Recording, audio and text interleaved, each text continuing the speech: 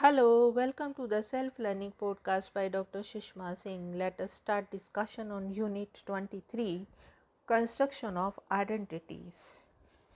And our topic is Identity in Sociological Theories.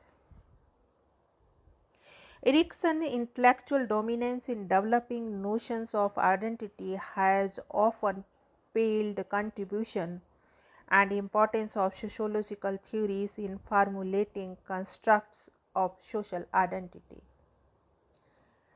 Linton's contribution to the theory of status and role, put forward in his important work, The Study of Man, came close to analyzing notion of identity.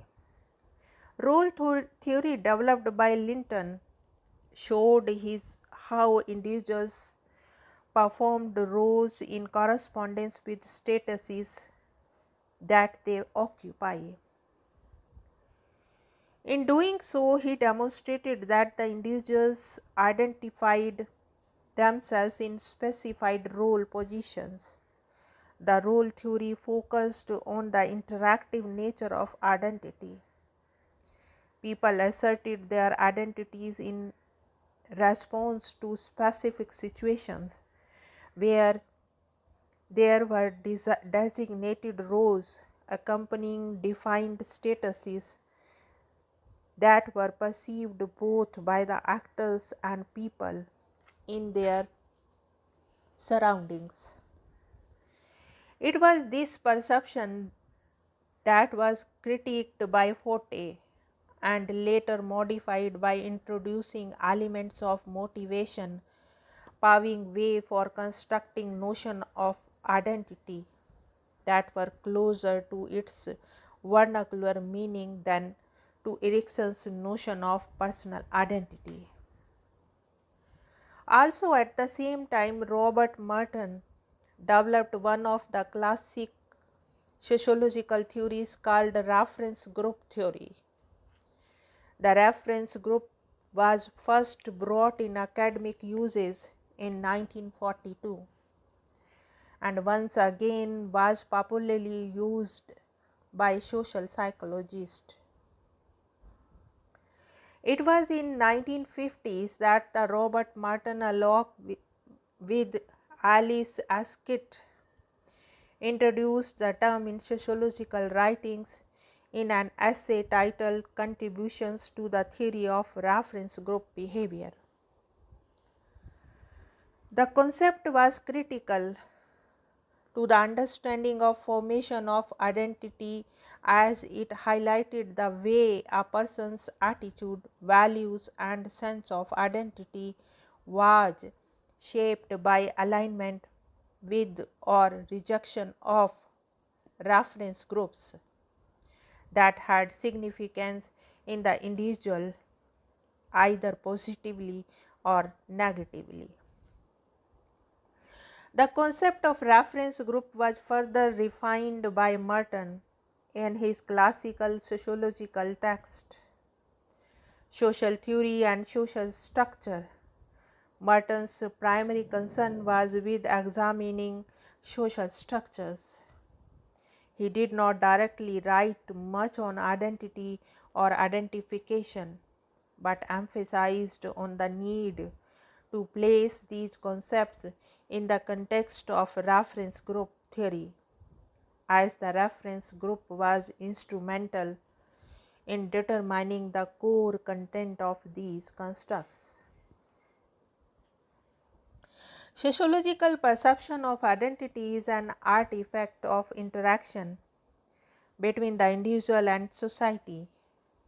It is essentially a matter of being designated by a certain name, accepting that designation, internalizing the role requirement accompanying it, and behaving according to those perceptions. As is apparent from this view of identity, identity in social settings accompanies a sense of responsibility combined with commitment or loyalty and perceived role requirements. It is formatted in social interactions and manifests itself in social situations. Sociologists would argue that identities are socially bestowed and must also be socially sustained, and fairly steadily so. Now let us move to the next point: multiple identities. All contemporary theories of identity acknowledge that an individual endows himself with multiple identities. Some of these identities can be mutually exclusive and also competitive. Others may be compatible, allowing one to build on other, resulting in the formation of complex constructions of identity. Yinger explains this complex creation of identity formation, saying, although some identities clash, if one grows in strength, the others become less silent. Others are nested into a compatible structure of identities. The smaller, more intimate identities are surrounded by larger and more impersonal ones. Think of the family, the community, the ethnic group, and society as concentric circles of identity. At any given time, anyone can be the most silent, preferences varying, alternating sometimes in the calendrical rhythm at culturally regulated interval, and sometimes in the critical rhythm, the timing being determined by the event, perhaps a crisis, the occurrence of which cannot be determined. Mehta made similar assertion in a paper titled Dilemma of Identity Assertion in a Pluralistic Society, a case study of Indian polity whereby a case was made for examining core and peripheral identities while discussing mutual identities experienced by people belonging to diverse communities in India. She argued various religious, cultural, and linguistic diversities occupying the Indian subcontinent are not crowds but specified communities to which every member subscribed with a sense of belonging.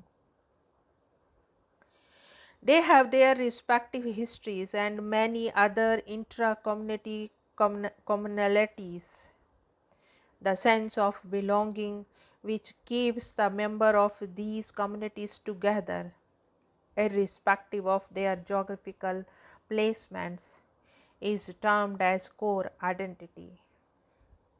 However, members of these communities may not assert or even express these inherent associations ordinarily. It is only under situations of stress and on threat to their ethnic identity that they may express themselves.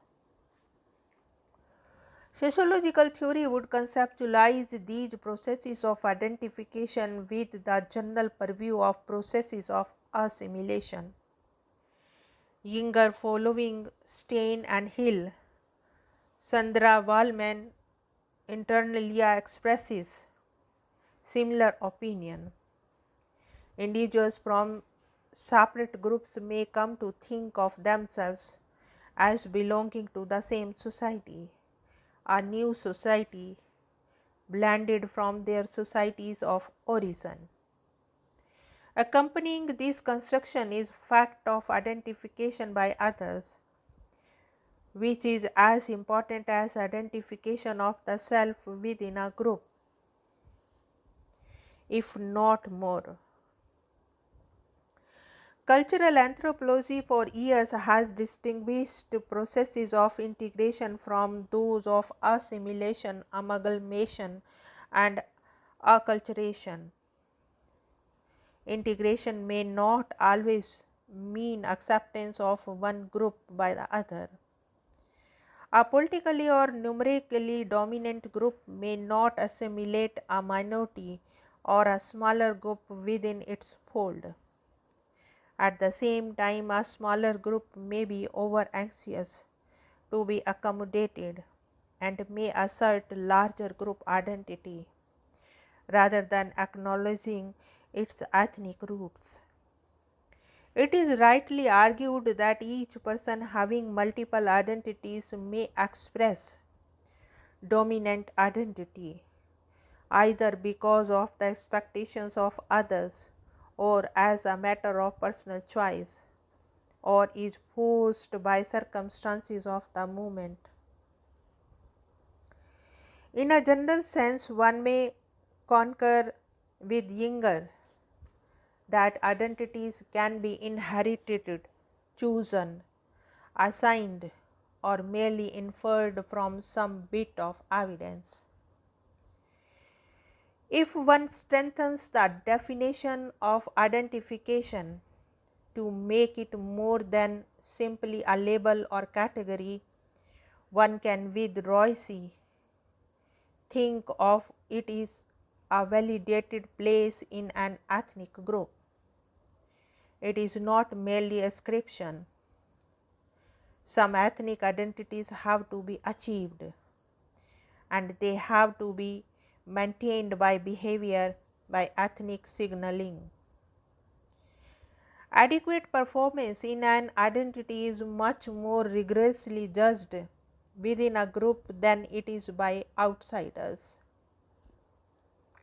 For the latter, a few tokens of identity are usually sufficient. That more commonly or certainly more visibly couched ethnic identity is produced largely by outsiders. Opportunities denied, stereotypes, and legal and political definitions restrict one's ethnic options. Nisbet also supports these contentious stating. Throughout the recorded history, there is a high correlation between the alienation of individual loyalties from dominant political institutions and the rise of new forms of community, ethnic, religious, and others, which are at once renunciations of and challenges to these political institutions. Now let us wind up the session and take rest. Thank you very much for engaging yourself with the Self Learning Podcast.